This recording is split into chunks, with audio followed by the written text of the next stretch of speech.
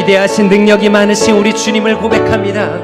우리 주는 위대하며 우리 주는 위대하며 능력이 많으시도다. 능력이 많으시도다. 그의 지혜 무궁하며 그의 지혜 무궁하. 우리를 향한 인자는 영원하도다. 인자는 영원하도다. 상한 자를 고치시는 주님, 상한 자를 고치시며 우리의 상처를 싸매시도다. 별들의 수를 세시며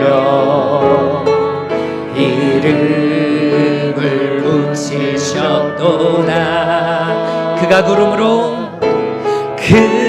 구름으로 하늘을 덮으시며 땅을 위하여 비 준비하시니.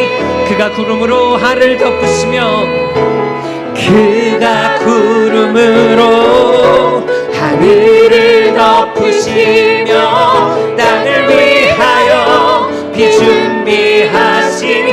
예루살렘아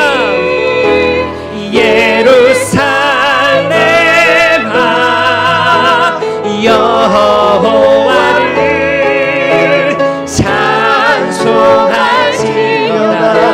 내 하나님을 감사함으로 그 앞에 나가며 주임제 앞에 경배. 그가 구름으로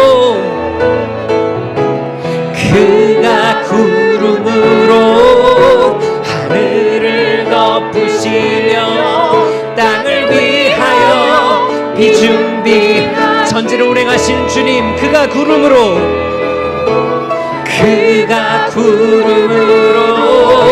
하늘을 덮으시며 땅을 위하여 비 준비하신 주의 백성된 예루살렘아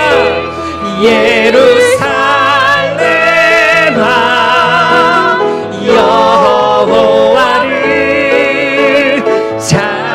찬송할지어다. 내 하나님을 감사함으로 그 앞에 나가며 주임제 앞에 우리의 목소리를 다하여 예루살렘아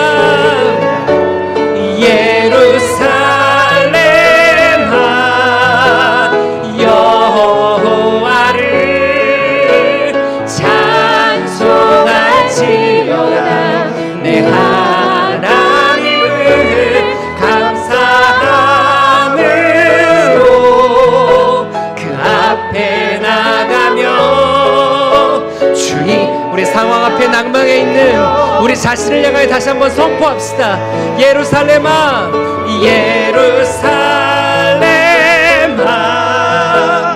여호와를 찬송할지어다. 내 하나님. 어떤 상황 가운데도 감사함으로 그 앞에 나가며 주임제 앞에 감사함으로 그 앞에 나가며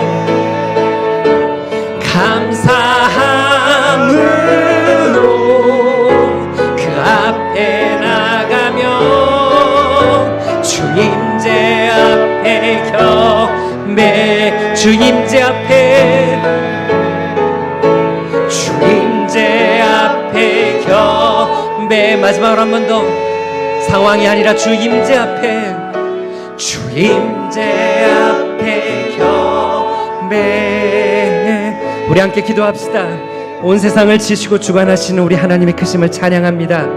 이 땅에서는 자신의 욕심을 따라 죽고 죽이며 악을 향해 달려가는 불의가 가득하지만 이 험악한 세대 가운데서도 주께서 주의 백성을 돌보시고 상한 자를 고치시며 때를 따라 비를 내리심을 고백합니다. 어떤 상황에서도 저희가 주를 찬양하게 하옵소서. 눈을 들어 우리의 참 도움이신 주님을 바라보게 하옵소서. 우리의 목소리를 함께 기도하며 나아가겠습니다. 기도합니다.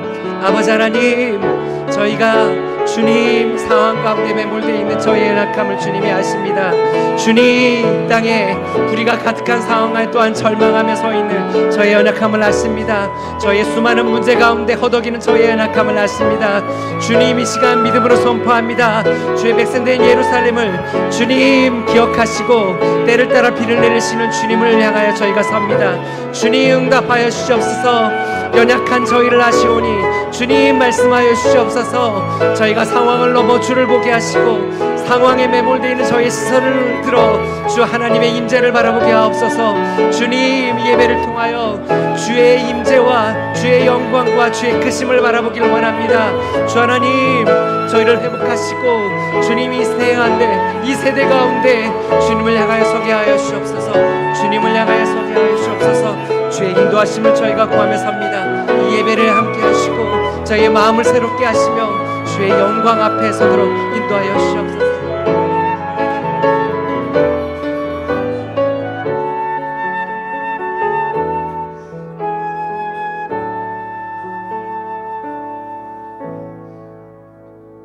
사랑과 은혜가 풍성하신 주님, 한없이 덥게만 느껴졌던 한여름의 뜨거운 가운데에도 때에 맞추어 또 아침 저녁으로 신선한 날씨를 주시고 결실의 계절을 허락하여 주셔서 감사합니다.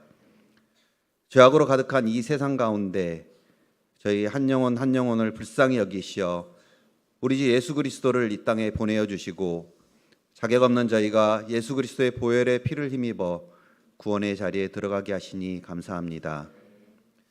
우리가 참 의지할 분이 하나님 한 분뿐임을 잊어버리고 세상 가운데 만연한 냉소주의에 물들어가는 저희를 용서하여 주옵소서.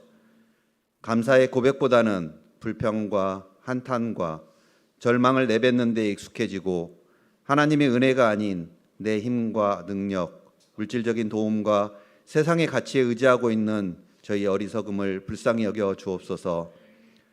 저희 힘과 능력으로 세상에 보이지 않는 악한 세력과 대적하기가 너무 어렵습니다. 주님의 전신갑주로 무장하게 하시고 영적 전투의 현장에서 저희보다 앞서 싸우시는 대장 되신 주님을 의지하며 주님이 주시는 은혜로 하루하루 맡겨진 삶의 현장 가운데 승리하는 삶을 살아가도록 도와주옵소서. 매일매일이 화창한 날만 이어지면 그 땅은 축복의 땅이 아닌 사막과 같은 황폐한 땅이 되고 맙니다. 때로는 저에게 비도 구름도 필요하고 추위도 필요합니다. 부족함 없는 풍족한 시대만을 소망하지 않게 하옵소서. 오히려 부족함을 통해 하나님을 찾게 하시고 채우시는 은혜를 경험하게 하시고 필요한 시련과 어려움도 능히 이겨낼 수 있는 믿음을 허락하여 주옵소서. 10월 8일부터 순차적으로 시작되는 작은 목자 훈련을 통해 주님의 영적 군사로 부족한 부분들을 훈련하며 그 과정을 통해 부어주시는 은혜를 통해 주님을 향한 믿음이 조금 더 자라나는 귀한 시간 되게 하여 주옵소서. 다음 주부터 진행되는 플레이어 나인을 위해 기도합니다. 시간을 정해 온 가족이 함께 주님께 예배하는 이 시간을 통해 부모가 자녀들을 축복하는 복된 자리가 되게 하시고 가정의 참 주인이 주님이심을 고백하는 귀한 자리가 되게 하여 주옵소서. 하루의 기쁨을 같이 기뻐하고 힘들거나 함께 기도할 기도의 제목들을 나누고 기도의 응답을 경험하는 은혜의 자리가 되게 하여 주옵소서. 나라의 시작을 하나님 앞에 드리는 기도로 시작했던 이 민족이 어느덧 미전도 종족과 같이 믿음을 가진 이들이 현저하게 줄어들고 또 이 시대의 가치관 안에서 가진 믿음을 유지하기가 더욱 어려워지는 현실 가운데 있습니다. 먼저 동탄 지역에 믿지 않는 자들을 위해 교회가 기도하며 준비하게 하여 주옵소서. 하나님께서 동탄에 더 선물 교회를 세우시고 동탄 지역의 복음화를 위해 함께 기도하게 하시니 감사합니다. 믿지 않는 한 영혼, 주님이 찾으시는 그 한 영혼을 위해 기도하며 저스트 테이스트 잇을 준비합니다. 지혜를 주시고 갈급한 마음을 허락하시어 주변에 믿지 않는 영혼들을 위해 우리가 어떻게 준비해야 할지 고민하며 기도하게 하여 주옵소서. 또한 주님께서 저희 부모 세대에 허락하신 믿음의 구원의 은혜가 저희 자녀 세대에게도 흔들리지 않게 잘 이어지도록 믿음 계승 운동의 비전을 허락하여 주셔서 감사합니다. 주일학교와 더 샘물학교를 통해 어려서부터 하나님에 대한 믿음과 성경적 가치관으로 교육받게 하시고 튼튼한 영적 뿌리를 내려 세상의 어떤 흔들림과 유혹 가운데에서도 흔들릴지언정 뿌리 뽑히지 않는 믿음의 자녀들로 자라나게 하여 주옵소서. 더 샘물학교 1차 입학 전형이 진행되고 있습니다. 입학 설명에 참석한 가정들과 더 샘물학교의 기독교 교육을 들은 많은 가정들이 원서 접수로 이어지고 하나님이 기뻐하시는 믿음 계승의 자리로 동역하게 하여 주옵소서. 이 나라와 민족을 위해 기도합니다. 경제적으로 정치적으로 혼돈스러운 국제 정세 가운데 어려움에 있는 이 민족을 불쌍히 여겨 주옵소서. 하나님을 찾지 않고 이방 신들을 섬기고 교만해지는 이스라엘 왕들을 통해 이스라엘을 심판하셨던 하나님의 정의와 공의를 이 땅의 지도자들이 바라보게 하여 주옵소서. 역사의 주관자 되시는 주님을 두려워하게 하시고 귀를 열어주시고 눈을 뜨게 하여 주시어 진정으로 이 민족을 위한 길로 나아가게 하여 주옵소서. 말씀을 전하시는 이동열 목사님께 주님의 성령의 은혜가 함께하여 주옵소서. 전해지는 말씀을 통해 저희 안에 회개가 있게 하시고 치유가 있게 하여 주옵소서. 먼저는 말씀에 대한 갈급한 심령을 허락하여 주옵소서. 불만한 은혜를 부어주시고 받은 은혜를 가지고 각자의 삶의 일상 가운데 넉넉히 싸워 이기게 하여 주옵소서. 이 모든 말씀 우리 주 예수 그리스도 이름으로 기도합니다.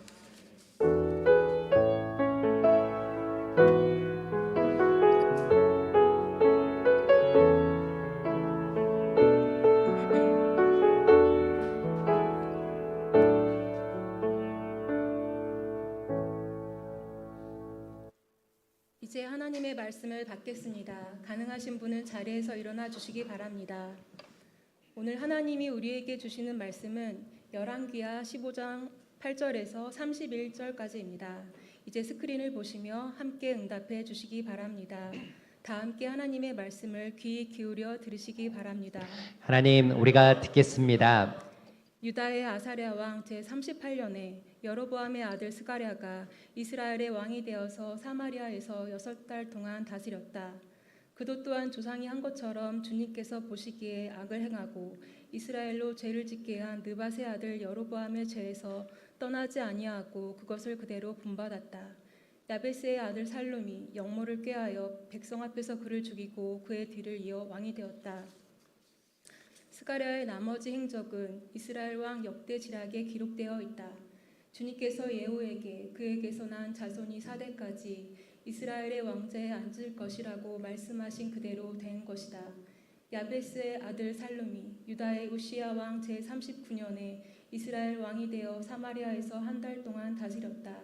그때 가디의 아들 무나헴이 다르사에서부터 사마리아로 올라와서 거기에서 야베스의 아들 살룸을 쳐 죽이고 그를 대신하여 왕이 되었다.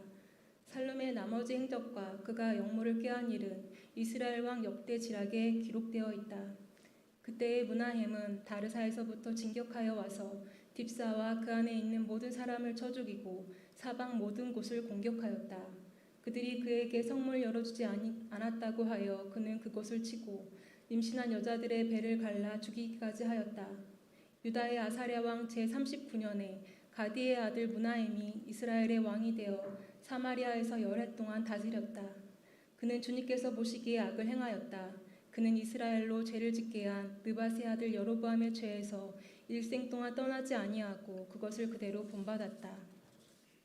아시리아의 불왕이 그 땅을 치려고 올라오니 무나헴은 불에게 은천 달란트를 주었다. 이렇게 한 것은 그의 도움을 받아서 자기 왕국의 통치권을 굳게 하려 함이었다. 무나헴은 아시리아 왕에게 바치려고 이스라엘의 모든 부자에게 한 사람당 은 53개씩을 바치게 하였다. 그러자 아시리아 왕은 더 이상 그 땅에 머물지 않고 되돌아갔다.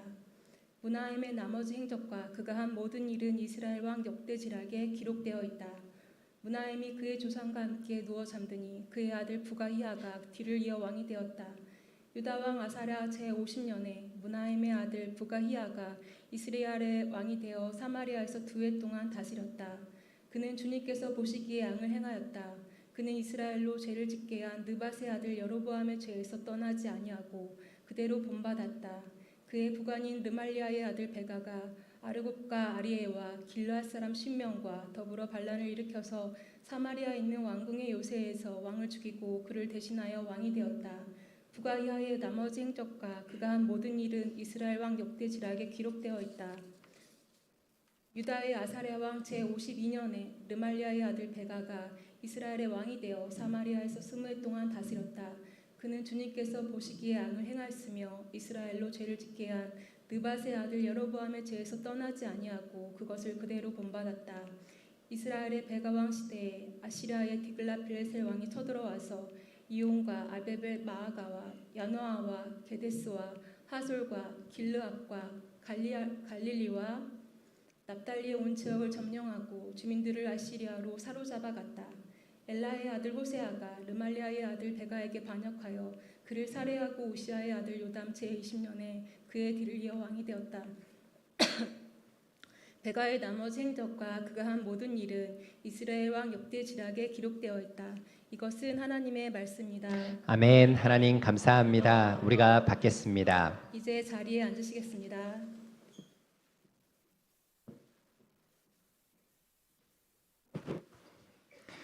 합심기도 제목 안내해 드리겠습니다. 우리 더샘물교회 목장연합예배 2부에 참여하신 우리 성도님들 환영합니다. 등록을 원하시는 분이 계시면 예배 마치고 로비 데스크로 오시면 안내해 드리도록 하겠습니다. 혹시 온라인으로 참여하시는 분 가운데 또 기록을 남겨주시면 주중에 또 교육자들이 연락드리도록 하겠습니다. 주보 안에 저희 프레어나인 삽지가 들어가 있는데요. 내일부터 11월 2일까지 총 5주간 프레어나인이 시작됩니다. 이번 기도의 목적은 성공하는 삶입니다. 성경에서 말하는 성공이란 다른 무엇을 의지치 않고 하나님만을 신뢰하는 삶, 바로 이것이 성경이 말하는 성공입니다. 때로는 저희가 기도한다는 것이 아무것도 할 수 없는 무력감으로 느껴질 때도 있지만요, 기도는 아무것도 하지 않는 게 아니라 하나님을 신뢰하는 가장 적극적인 고백이며 가장 적극적인 행동입니다. 프레어나인을 통해서 온 가족이 저녁 9시에 함께 모여서 저희 일자별 기도 제목 함께 나누고 또 서로를 위해서 축복하는 시간들 또 믿음의 전통으로 세워갔으면 좋겠습니다. 평일에는 프레어나인, 그리고 주일 저녁에는 워십나인 기억해 주십시오.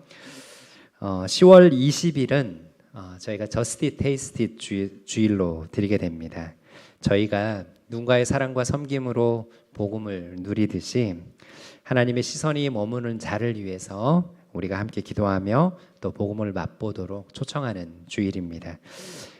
특별히 이번 저스테이스 주일은 주간은 우리 목장에서 우리 목원들과 목자님들이 또 함께 준비해 주셨으면 좋겠습니다. 주변에 VIP 그리고 좋은 공동체를 찾으시는 분들, 그리고 또 오랜 기도 제목인 가족의 구원을 위해서 우리 기도하고 계실 텐데요. 우리가 자연스럽게 다가갈 수 있는 방법을 목장 안에서 함께 또 논의해 주시고, 예를 들어서 안부 전화, 개별 식사, 그리고 목장 식탁으로의 초대, 나들이, 목장 단위의 노방전도, 그리고 여러 가지 상황들, 또 우리 목장의 각 형편과 또 상황을 고려하셔서 앞으로 3주간 우리가 어떻게 하면 좋을지 목장 단위에서 함께 기도하며 지혜를 모으며 실제적으로 함께 준비해 주시고 실행해 주시기를 부탁을 드립니다. 이와 관련해서 목회 편지에 여러 가지 메시지를 또 담았습니다. 또 함께 일독해 주시기를 부탁을 드리겠습니다. 9월 계속해서 맘마미아 프로그램 이미 진행하고 있고, 지난 주 중에도 참 다양한 프로그램들이 진행되었습니다. 날짜 보시고요, 남아있는 프로그램들을 보시면서 또 삽지나 또 온라인을 통해서 신청해 주시고, 또 주변에 또 관련된 분들이 계시다면 적극적으로 안내해 주셔서 함께 들을 수 있도록 해주시면 좋겠습니다. 또 동일하게 2024 하반기 작은 목자 훈련이 10월 8일부터 시작합니다. 더샘물교회 등록을 하셨지만 아직 작은 목자 훈련을 한 번도 시도해보지 못하신 분이 계시다면 생명의 삶부터 등록을 하시게 됩니다. 생명의 삶 이후에 저희 더샘물의 정회원으로 또 등록을 하실 수 있습니다. 생명의 삶은 들으셨는데 그 이후의 과정에서 멈춰 계신다. 그러면 이번에 꼭 새로운 삶, 그리고 경건의 삶, 하나님을 경험하는 삶으로 꼭 이어서 가시기를 권면드리겠습니다. 훈련을 통해서 우리의 일상을 주의 말씀으로 세워가는 것, 그게 바로 이번 가을에 우리가 하나님께 드릴 또 귀한 열매가 아닐까 싶습니다. 이 기회를 놓치지 않으시도록 축복합니다. 자, 오늘 말씀은 협동교육자로 섬겨주시는 우리 이동열 목사님께서 전해주시겠습니다.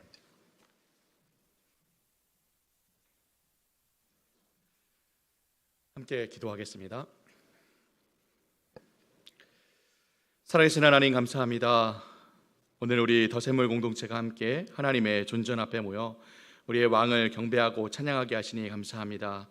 우리가 신령과 진정으로 주님께 드리는 이 예배를 흠양하여 주시고 기뻐 받아 주옵소서. 이 시간 우리 모두 주님 말씀 앞에 섭니다. 우리의 심령 가운데 말씀을 깨닫는 은혜를 주시고 삶으로 반응하여 기쁨으로 순종하게 하여 주옵소서. 살아계신 우리 구주 예수 그리스도의 이름으로 감사드리며 기도하옵나이다. 아멘. 안녕하세요. 우리 더샘물교회 성도 여러분, 반갑습니다. 요즘 날씨가 많이 선선해지고 완연한 가을이 온 것 같습니다. 누군가가 제게 가장 좋아하는 계절이 무엇이냐고 물어본다면 저는 주저하지 않고 가을이라고 대답을 합니다. 무더위가 지나고 선선해진 이 공기를 들이마시면서 청명한 하늘을 바라보며 계절을 느낄 때면 저절로 이 생각이 맑아지고 또 가슴이 막 두근거리고 발걸음이 가벼워지곤 하죠. 여러분은 하나님께서 베푸신 이 아름다운 계절을 향유하고 계십니까? 계절은 이처럼 참으로 맑고 아름답게 빛이 나는데 우리가 오늘날 살아가고 있는 이 시대는 이 계절과 잘 어울리지 않는 것 같습니다. 지난번에 말씀을 나눌 때 언급했듯이 오늘날 이 세상은 정말 우리의 이 눈앞에 바벨론 제국을 보는 것 같은 그런 이 세상 같기 때문이죠. 하나님으로부터 끊어져서 하나님의 질서에서 어긋나서 온갖 혼란과 파괴를 일삼는 모습들을 종종 보게 됩니다. 불의한 일들이 주위에 가득하며 이제는 무엇이 정말 옳은 것인가 하는 기준마저 상실한 것 같습니다. 다 자기 마음을 따라서 자기 보기에 옳은 대로 자기 이익만을 따라서 살아가며 오직 내게 무엇이 이로우냐 혹은 무엇이 해로우냐를 기준으로 움직이며 사는 것 같습니다. 오늘 말씀의 제목과 같이 이러한 불의한 이 시대 속에서 성도는, 우리 그리스도인들은 어떻게 살아가야 하는 걸까요? 여러분, 요즘 우리가 열왕기서 말씀을 묵상하고 있습니다. 영어로는 킹스, 사사시대를 지나 왕정시대로 들어선 이스라엘 여러 왕들의 역사에 대한 이야기, 바로 열왕기서이죠. 사무엘이 이스라엘의 마지막 사사였고요, 하나님께서 사무엘을 통해 이스라엘의 왕을 세우도록 하심으로 사무엘서 다음 열왕기서가 등장하게 됩니다. 그래서 열왕기서에는 이스라엘의 1대 왕이었던 사울 왕과 2대 왕이었던 다윗 왕을 지나 이후 3대 왕인 솔로몬 왕부터 시작해서 이후에 이스라엘이 남과 북으로 분열되게 되고 등장하는 열왕들의 이야기를 담고 있는 책입니다. 남쪽의 유다 왕국에는 약 350년에 걸쳐서 20명의 왕들이 등장하고요, 북쪽 이스라엘 왕국에는 약 210년 정도에 걸쳐서 19명의 왕들이 등장하게 됩니다. 남유다 왕들은 거의 대부분 다윗의 혈통을 그대로 이어져서 세워졌습니다. 딱 한 경우를 제외하고요, 아합과 이세벨의 이 딸이었던 아달랴 여왕을 제외하고는 다 이 다윗의 혈통이 이어져서 왕이 되었습니다. 이 왕들 중에는 하나님 보시기에 정직하게 행했던 선한 왕들도 있었고 그 중엔 또 악한 왕들도 있었죠. 하지만 북이스라엘 왕조의 경우는요, 처음부터 다윗 왕조를 배신하고 나라를 세운 이 여로보암 왕부터 시작해서 19명의 왕들이 세워지는 동안 9번이나 반역이 일어나서 왕조가 갈리게 됩니다. 19명의 왕 전부 다 하나같이 하나님 보시기에 악한 왕이었다고 이야기하죠. 오늘 우리가 길게 읽었던 이 본문 역시 이러한 북이스라엘의 모반의 역사를 생생하게 보여주고 있습니다. 북이스라엘 왕국에서 그래도 5대에 걸쳐서 가장 오랫동안 왕조를 유지했으며 특히 여로보암 2세 왕 때에는 적어도 겉으로 보기에 나라가 굉장히 부강하고 굉장히 번영했던 예후 왕조가 막을 내리게 됩니다. 오늘 본문의 스가랴를 끝으로 예후 왕조가 끝나게 되고요, 이후 살룸, 무나엠, 브가이아, 베가, 이 5 왕들이 세워지는 동안 딱 한 번을 제외하고는 전부 반역으로 왕조가 갈리게 됩니다. 베가 다음도 역시 반역으로 호세아가 이스라엘의 왕이 되었고요, 결국 그가 북이스라엘 왕국의 마지막 왕이었습니다. 이후에 아시리아가 북이스라엘을 점령하여서 완전히 이스라엘이 멸망하고 역사 속에서 사라져버리게 됐죠. 오늘 꽤 길게 읽은 열왕기하 15장 본문에 이러한 북이스라엘 말미에 약 한 30년 정도의 역사가 집약적으로 기록되어 있습니다. 먼저 북쪽 이스라엘에서 가장 오랫동안 무려 41년 동안 나라를 다스리며 그 나라를 부강하게 만들었던 이 여로보암 2세 왕을 이어서 그의 아들 스가랴가 왕이 되었다고 하죠. 우리 함께 이 열왕기하 15장 8절 말씀을 함께 볼까요? 열왕기하 15장 8절 말씀 다 같이 한번 읽어보겠습니다. 시작. 유다의 아사랴 왕 제 38년에 여로보암의 아들 스가랴가 이스라엘의 왕이 되어서 사마리아에서 6달 동안 다스렸다. 네, 스가랴가 몇 달 동안 다스렸다고요? 네, 단 6달 동안만요.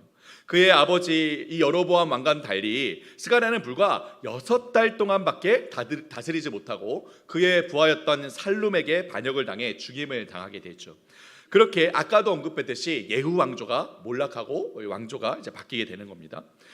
그런데 그렇게 막강했던 이 예후 왕조의 막을 내리고 야심차게 시작했던 살룸이요. 이 살룸이 여러분 어떻게 되었을까요? 열왕기하 우리 15장 13절 말씀도 함께 한번 읽어볼까요? 13절 말씀입니다. 네, 함께 읽어보겠습니다. 시작. 야베스의 아들 살룸이 유다의 우시아 왕 제 39년에 이스라엘 왕이 되어 한 달 동안, 네, 살룸은 여러분 몇 달이요? 네, 단 한 달이요. 고작 한 달. 야심차게 반역을 해서 왕권을 찬탈했는데 그는 불과 한 달 정도밖에 다스리지 못하고 또 반역을 당하게 됩니다. 아니, 사실 반역이라기보다는요, 원래 스가랴의 군대 장관이었던 므나헴이 살룸의 반역 소식을 듣고 군대를 이끌고 들어와서 복수를 하고 왕위를 다시 빼앗아 온 것이죠. 그런데 그 권력을 예후 왕조에게 돌려주지 않습니다. 자기가 차지해서 왕위에 앉게 됐죠. 당신은 이처럼 누구든지 군대를 장악하고 힘을 차지하면 누구라도 왕이 될 수 있었던 그런 힘과 반역의 시대였다는 것이죠. 그리고 그래도 꽤 길게 이 므나헴 왕이 10년 정도 북이스라엘을 다스리게 됩니다. 이렇게 길게 이 나라를 다스릴 수 있었던 이유를 우리는 두 가지 정도 오늘 본문에서 찾을 수가 있는데요. 우리 그 다음 구절 16절 우리 함께 한번 읽어볼까요? 함께 읽겠습니다. 시작. 므나헴은 드르사에서부터 진격하여 와서 딥사와 그 안에 있는 모든 사람을 쳐 죽이고 사방 모든 곳을 공격하였다. 그들이 그에게 성문을 열어주지 않았다고 하여 그는 그곳을 치고 임신한 여자들의 배를 갈라 죽이기까지 하였다. 네, 우선 이 므나헴 왕이 얼마나 잔악 무도한 자였는지를 이야기하고 있습니다. 므나헴이 살룸의 반역 소식을 듣고 사마리아로 군대를 이끌고 진격하여 들어가는데 도중에 있었던 딥사라는 이 성의 사람들이 성문을 열어주지 않았습니다. 아마 이 딥사라는 성은 살룸의 편에 섰던 것 같습니다. 그러자 여러분 므나헴이 어떻게 합니까? 차마 입에 달기도 굉장히 민망하고 무서운 일들을 벌이죠. 그 성 사람들을 다 죽였을 뿐만 아니라 뭐라고요? 임신한 여자의 배를 갈라 죽였다는 거예요. 그가 얼마나 잔악무도하며 무자비하고 포악한 자였는지를 잘 보여주는 사건 아닙니까? 이처럼 므나헴이 온 이 이스라엘을 짓누르고 백성들을 포갑했기 때문에 그 힘에 의한 이 평화를 유지할 수 있었던 것입니다. 하지만 폭군이었던 이 므나헴은 자신보다 힘 있는 자들에게는 한없이 또한 비굴했던 자였습니다. 우리 여러분 19절 말씀 다 같이 한번 읽어볼까요? 함께 읽겠습니다. 시작. 불왕이 그 땅을 치려고 올라오니 므나헴은 불에게 은 1000달란트를 주었다. 이렇게 한 것은 그의 도움을 받아서 자기 왕국의 통치권을 굳게 하려 함이었다. 네, 당시 고대 근동 지역의 패권을 가지고 있었던 이 아시리아가 이스라엘을 쳐들어오자 므나헴 왕은 재빨리 조공을 바쳐서 굴복해 버립니다. 여기 달란트는 화폐 혹은 무게를 나타내는 단위이죠. 가장 큰 단위입니다. 1달란트는 약 3,000세겔 정도이고요. 무게로는 약 170kg 정도였습니다. 따라서 1,000달란트는 무게로 치면 170톤, 25톤 덤프트럭 7대에 분량하는 굉장히 어마어마한 무게와 분량이었고요. 화폐로 치자면 1달란트가 약 3억 정도 되니까 1,000달란트라고 하면 무려 3천억이 넘는 금액이었던 것이죠. 정말 어마어마한 금액을 조공으로 바치며 완전 이 아시리아 왕 앞에서 종처럼 납작 엎드리고 만 것이죠. 여러분 이 큰 돈을 오늘 말씀해 보면 어디에서 얻었다고 합니까? 어디에서 얻었다고요? 오늘 본문에 보면 그는 이 돈을 백성들로부터 갈취했다고 하죠. 백성들에게서 받아서 조공을 바친 겁니다. 그 결과 아시리아 왕은 이처럼 자신에게 철저하게 충성하는 북이스라엘을 내버려두고 돌아갑니다. 납작 엎드리고 알아서 기는 이 나라를 굳이 쳐들어갈 필요가 없는 것이죠. 이미 정복한 것이나 다름없으니까요. 그런데 그렇게 비굴하게 얻어낸 이 평화가 여러분 몇 년 갔을까요? 몇 년 동안 지속됐을까요? 딱 10년 갔습니다. 10년. 납작 엎드렸던 동안 평화가 잠시 임했지만 이후 왕조가 바뀌자마자 아시리아가 다시 이스라엘을 쳐들어왔죠. 그리고 이때 나라의 재산을 모조리 갖다 바친 것이 오히려 화근이 되어서 북이스라엘은 이러지도 저러지도 못하고 결국 망해버리고 맙니다. 자, 이처럼 므나헴 왕은 비록 폭정과 이 비굴한 외교로 잠시 그 권력을 유지하는 듯 보였지만 그렇게 잡은 권력이 10년도 가지 못했습니다. 본문에서 유일하게 므나헴을 이어서 그의 아들 부가히야가 왕이 되어 왕조가 이어지는 듯 보입니다. 하지만 2년이 지나고 이 권력에 대한 그립이 서서히 풀리기 시작하자 대번에 또 반역이 일어났죠. 우리 여러분 25절 말씀 같이 한번 읽어볼까요? 함께 읽겠습니다. 시작.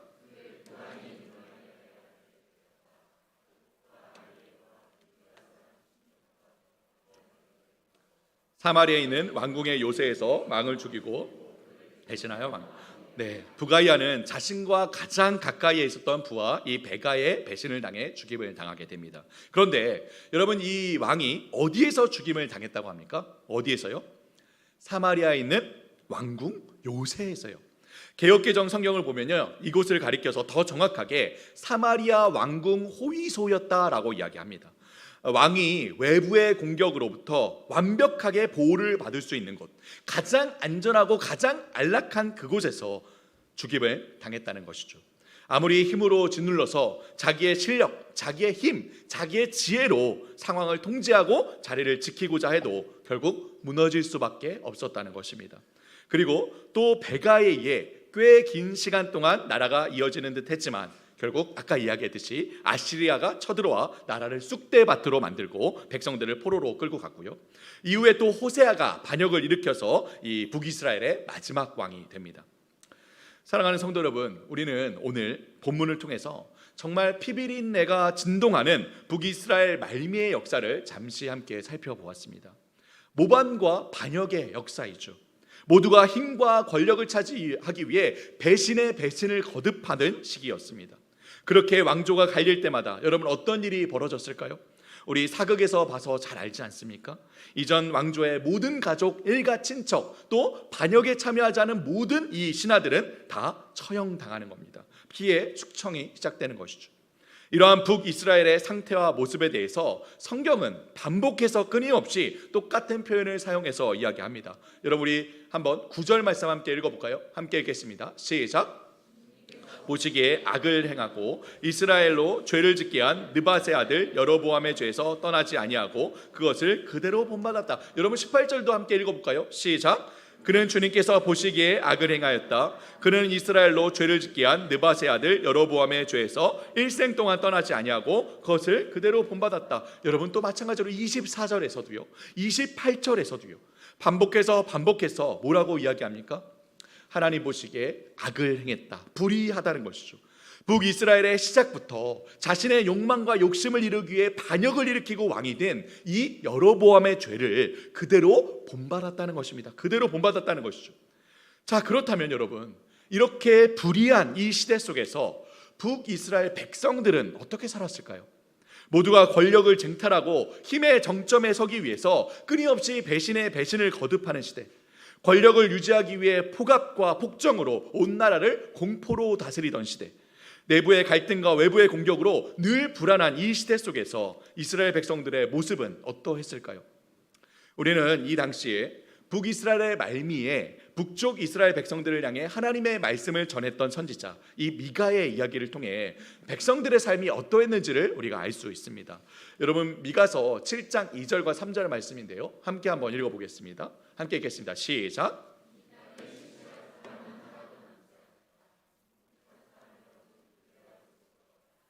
남아있는 사람이라고는 다만 사람을 죽이려고 숨어서 기다리는 자들과 이웃을 올가미에 걸어서 잡으려고 하는 자들뿐이다. 악한 일을 하는 데는 이력이 난 사람들이다. 모두가 탐욕스러운 관리, 돈에 매수된 재판관, 사리사욕을 채우는 권력자뿐이다. 모두들 서로 공부한다. 여러분 뭐라고 얘기합니까? 성경은 이 불의한 시대 속에 너무나도 안타깝게도 신실한 사람은 하나도 남아있지 않았다고 합니다.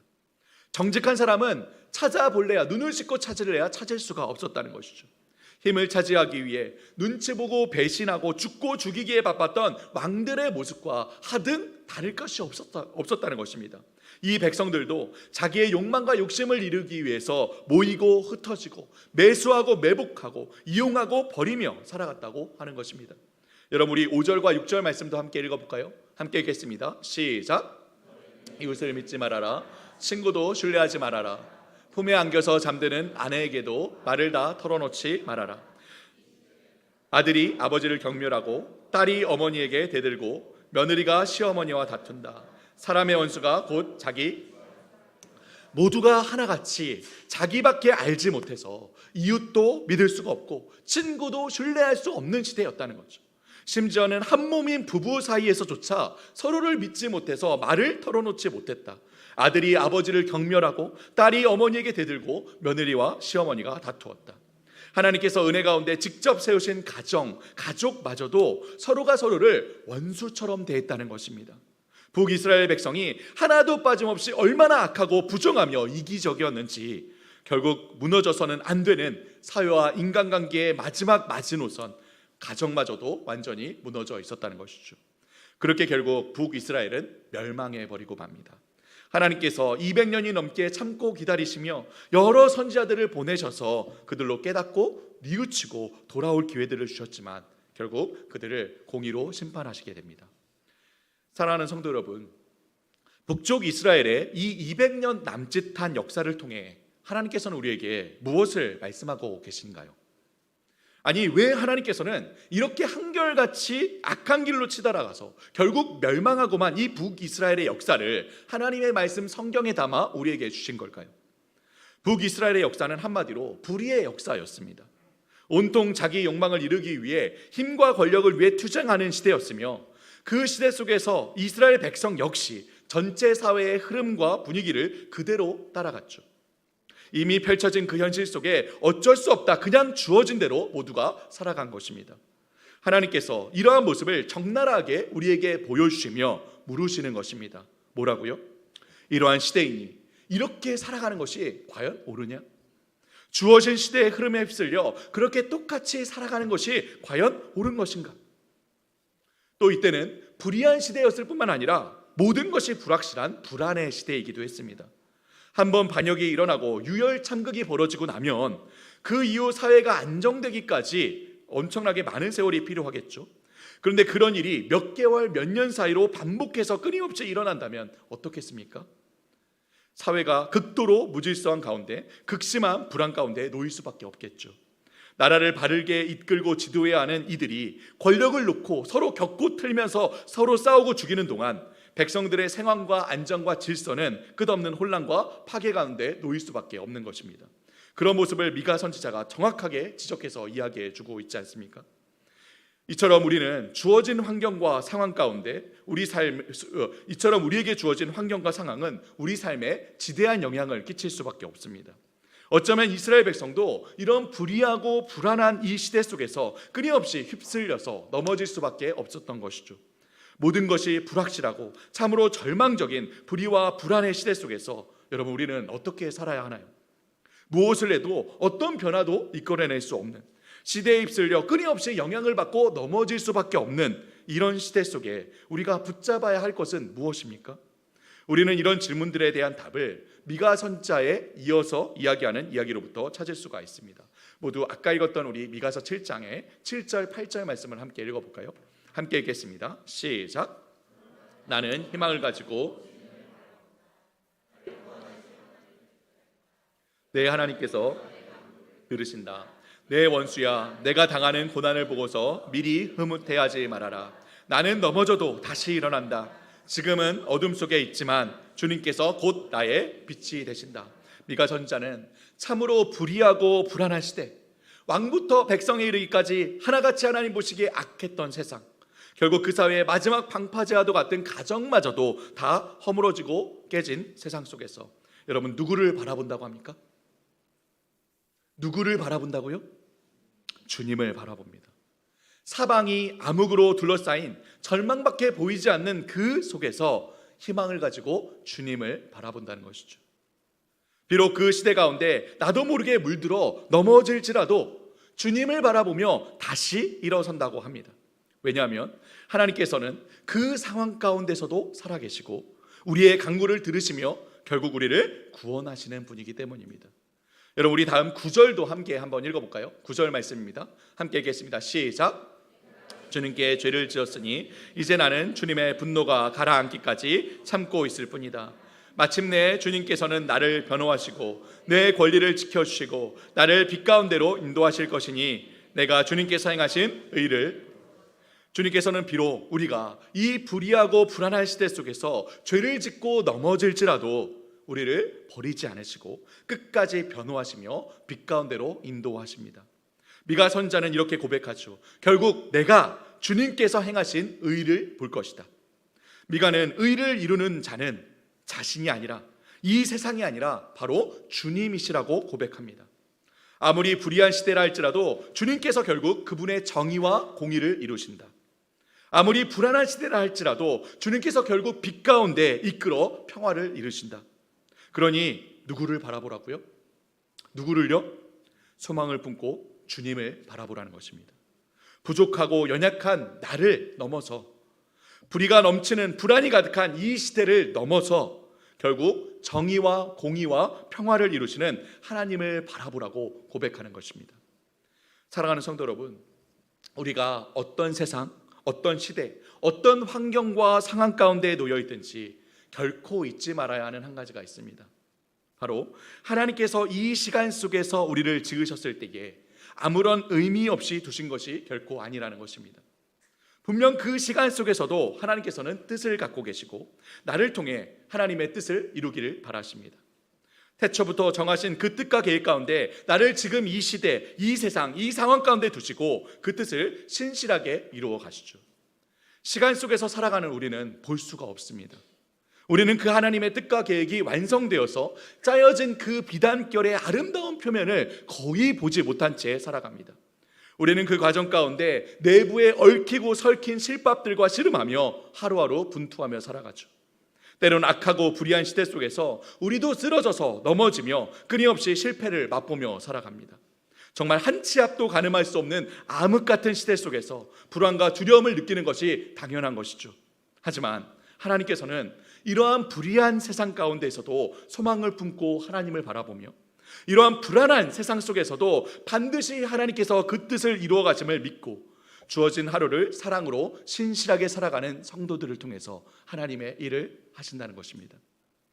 많은 이들이 모든 것이 완벽한 상황 속에서 모든 계획들이 척척 들어맞아 들어가며 모든 것들을 이루고 성취하고 세우고 성장하고 성공할 때만이 의미 있는 인생, 가치 있는 삶이라고 생각합니다.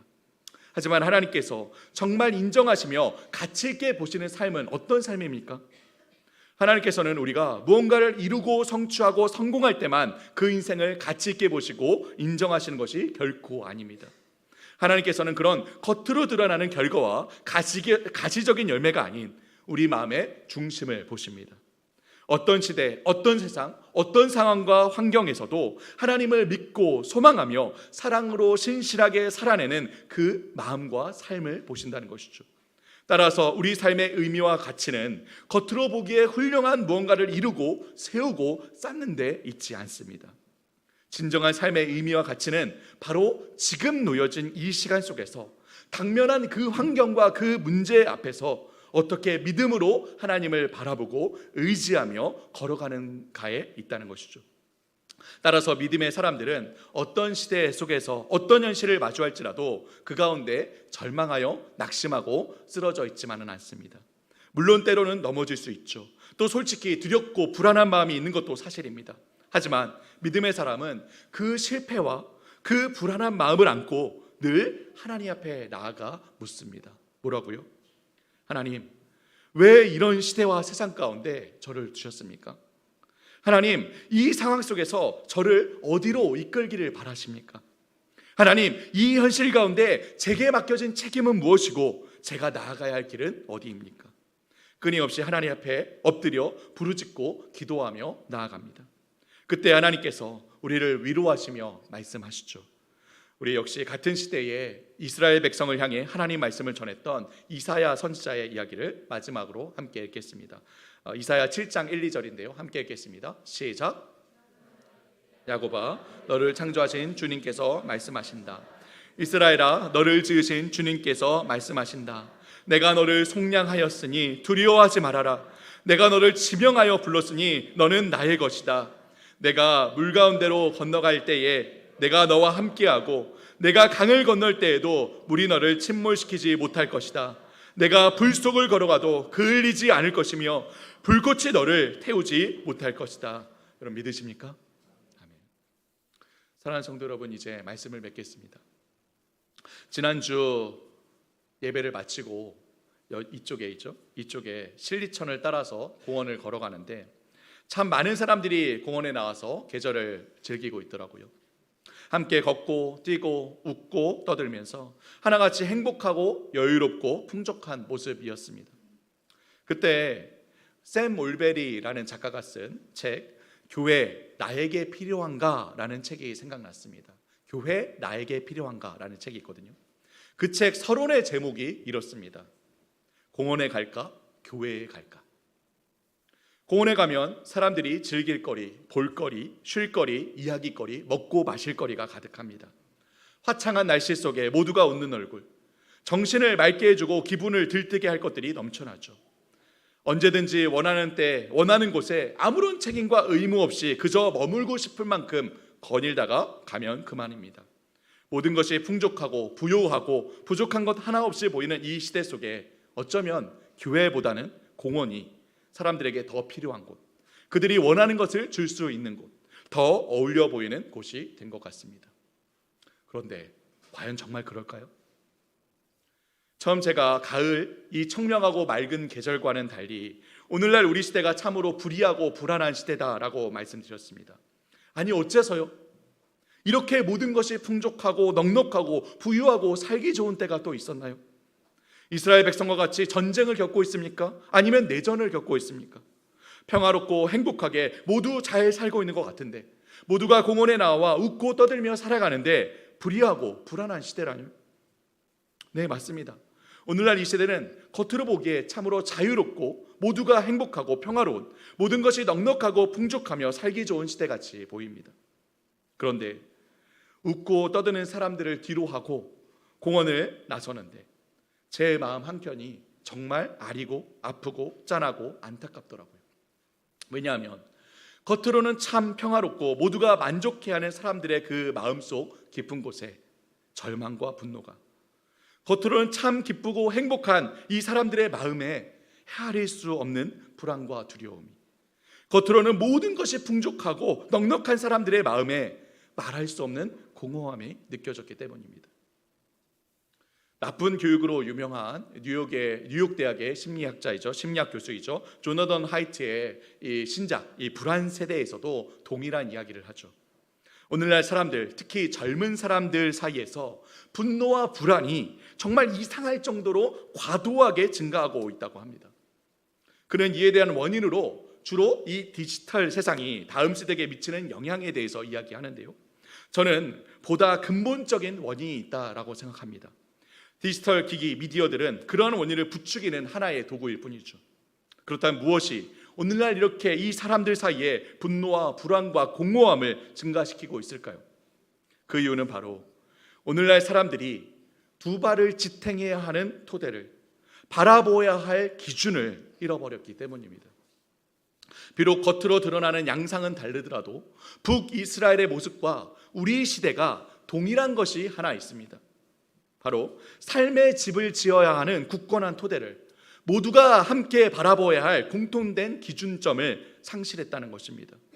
그 대신 북이스라엘 시대도, 그리고 오늘날 우리 시대도 각자 자기의 마음과 생각과 감정과 느낌과 이익과 욕심을 따라 살아갑니다.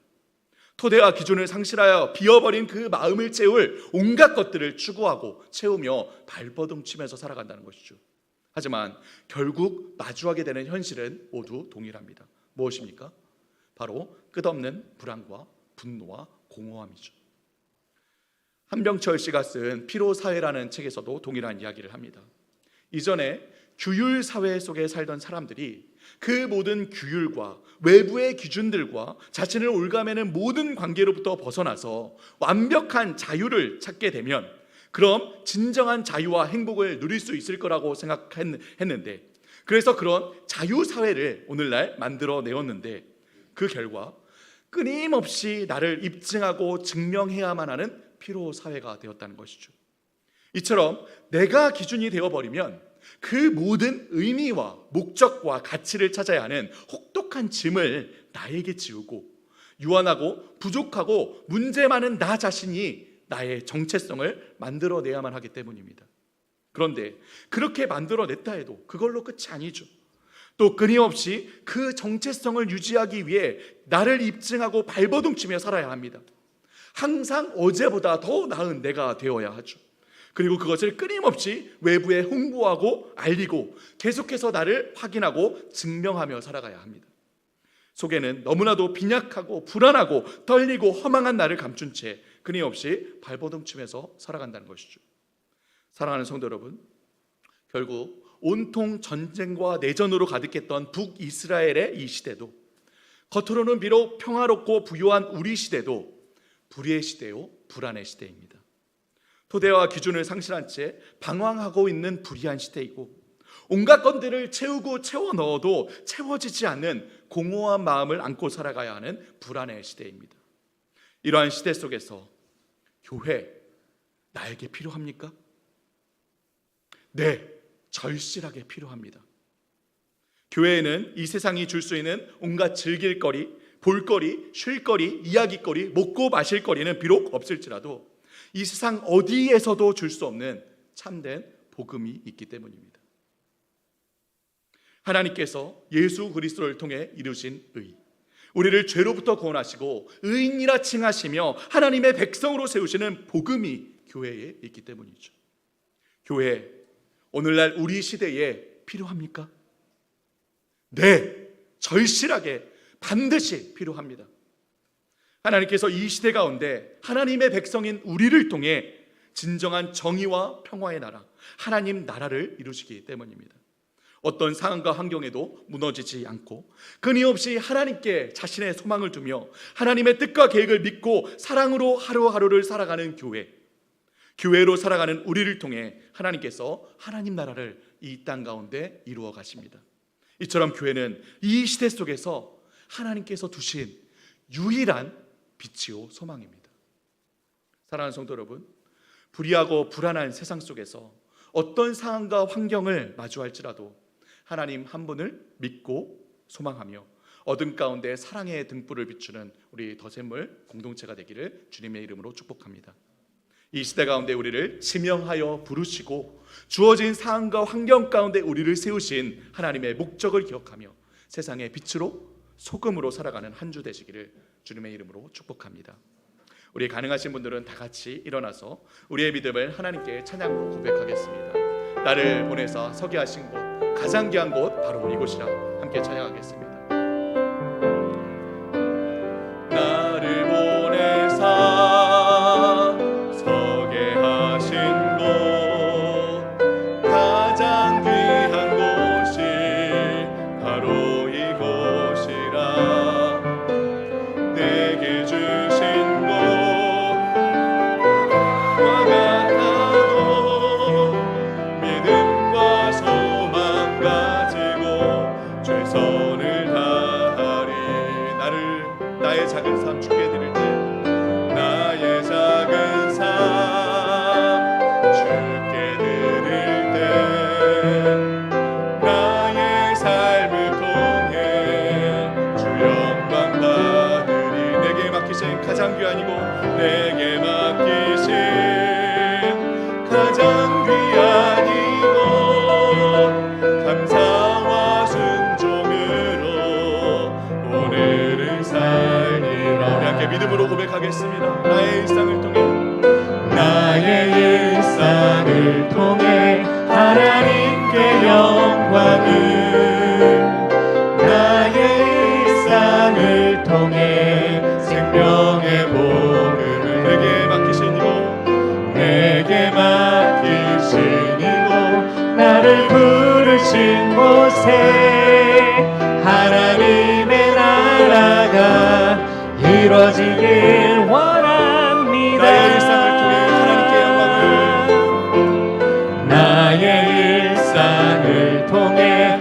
하나님께 영광을, 나의 일상을 통해 나의 일상을 통해 생명의 복음을 내게 맡기신 이고 내게 맡기신 이곳, 나를 부르신 곳에 하나님의 나라가 이루어지길 원합니다. 우리 함께 오늘 말씀을 붙잡고 기도하겠습니다. 하나님께서 지금 여러분을 어떤 상황과 환경 가운데 두셨습니까? 그 가운데 하나님께서 뜻하시고 계획하신 바가 있는 줄 여러분 믿으십니까? 하나님께서는 아무리 불의하고 불안한 시대 속에서도 살아계시며 하나님의 선한 뜻을 따라 반드시 정의와 공의와 평화를 이루십니다. 하나님께서 우리를 세우신 그곳에서 우리가 하나님의 그 뜻을 믿고 하나님께 우리의 소망을 두고 사랑으로 신실하게 하루하루를 살아갈 때 하나님 나라의 그 영광과 아름다움을 드러내신 줄 믿습니다. 우리 함께 오늘 말씀을 붙잡고 하나님 주님께서 나를 두신 이곳에서 하나님 나라를 드러내겠습니다.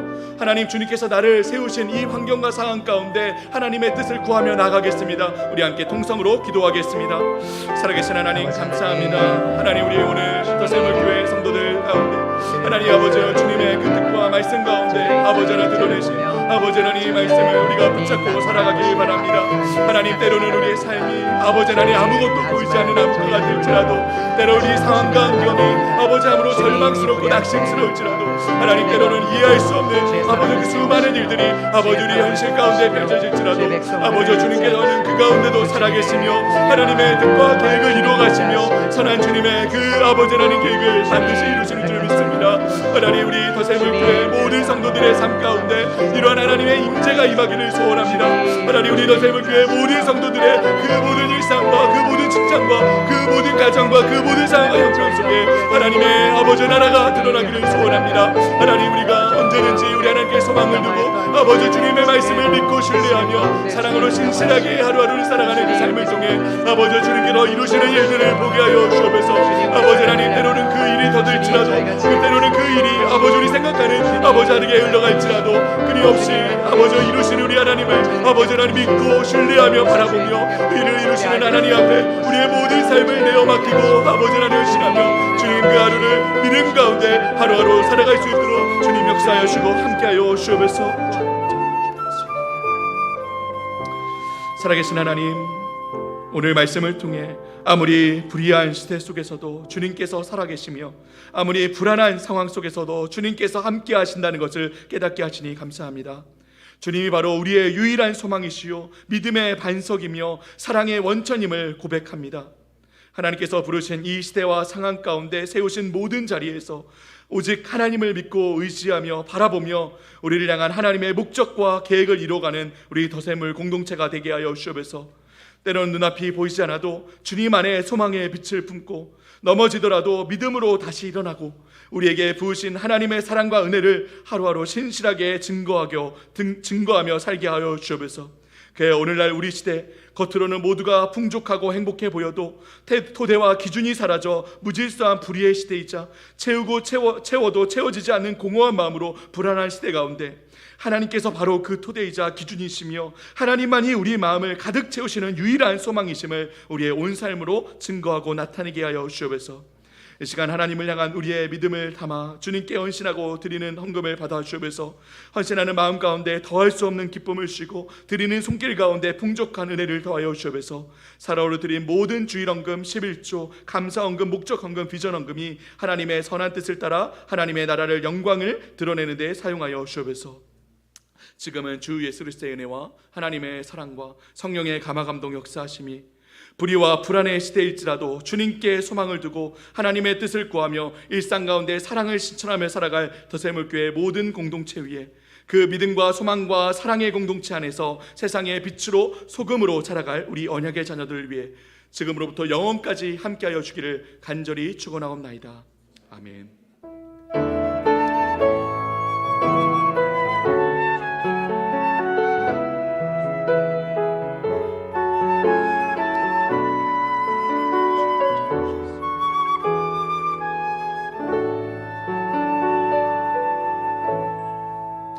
자리에 앉겠습니다.